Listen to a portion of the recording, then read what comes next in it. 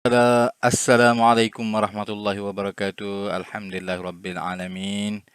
Assalatu wassalamu ala Rasulillah wa ala alihi wa sahbihi ajma'in. Rabbi shrah li sadri wa yassir li amri wa hlul 'uqdatam min lisani yafqahu qawli. Alhamdulillah.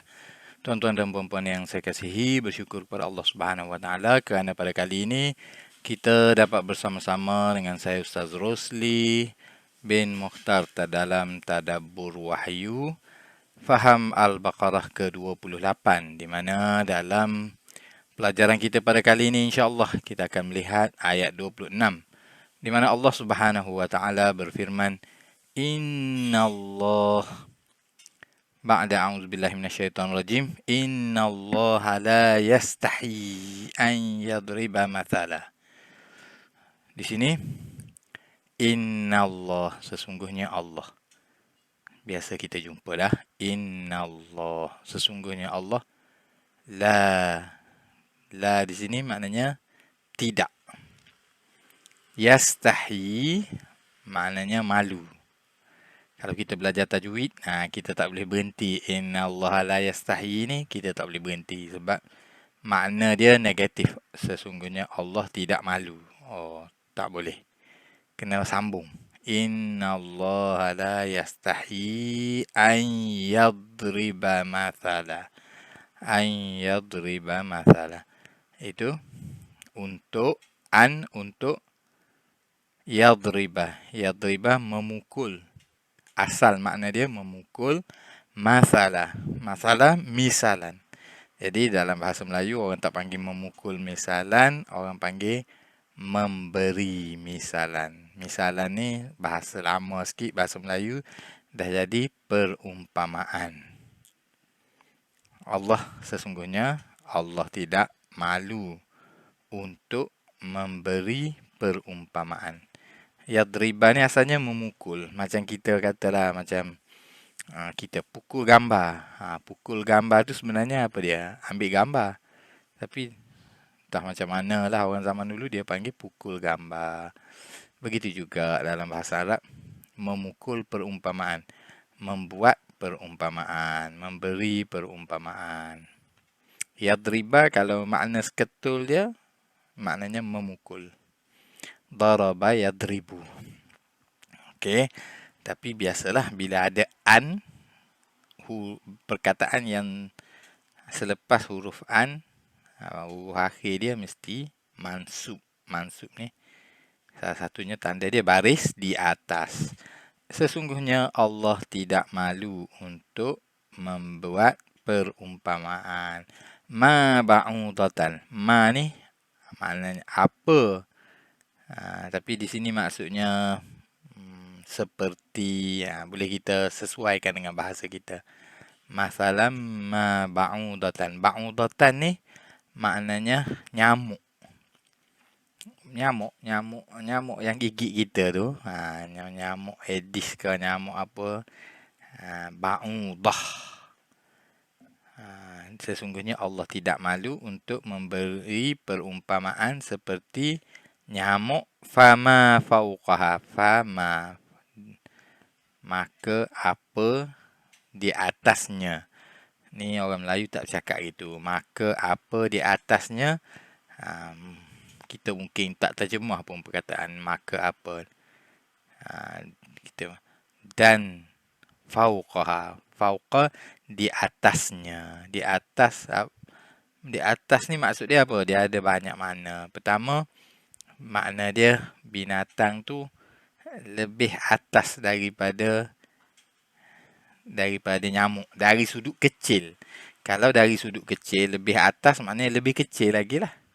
Allah tidak malu untuk memberi perumpamaan seperti nyamuk dan yang lebih kecil lagi daripadanya. Okey, maksud kedua fama fauqa dan apa yang ke atas daripadanya. Atas ni maknanya lebih besar. Maknanya nyamuk tu kecil. Allah tidak malu membuat perumpamaan dengan binatang yang lebih besar daripadanya. Dan salah satu lagi maksud dia ialah fauqa ni maknanya di atas nyamuk tu. Iaitu bukan saja Allah tidak malu memberi perumpamaan seperti nyamuk dan apa yang ada di atas nyamuk. Jadi zaman dulu orang tak perasan benda ni. Sebab ini mukjizat sains juga dalam Al-Quran. Kerana orang zaman dulu nyamuk tu macam binatang paling kecil yang dia nampak. Sedangkan orang zaman sekarang ni memang dapat tahu bahawa di atas badan nyamuk tu sendiri ada lagi ada bakteria, ada virus, ada fungus, macam-macam lagi lah yang ada. Jadi Allah tidak malu memberi perumpamaan. Ada 3 makna. Ini salah satu daripada kelebihan Al-Quran. Dia ada banyak makna. Dan mungkin banyak makna tu semua betul belaka lah. Jadi ayat ini sebenarnya diturunkan oleh Allah Subhanahu Wa Taala bagi menjawab ejekan orang musyrikin. Sebab dalam Al-Quran ni ada menyebut binatang yang kecil-kecil. Binatang yang kecil, contohnya apa dia? Contohnya dalam Quran ada sebut lalat, ada sebut nyamuk, ada sebut labah-labah. Jadi anai-anai, benda kecil. Jadi orang Arab jahiliah ni dia nak lawan Quran, dia tak ada modal nak lawan. Nak kata apa, nak suruh tunjuk Quran ni memang tak bagus.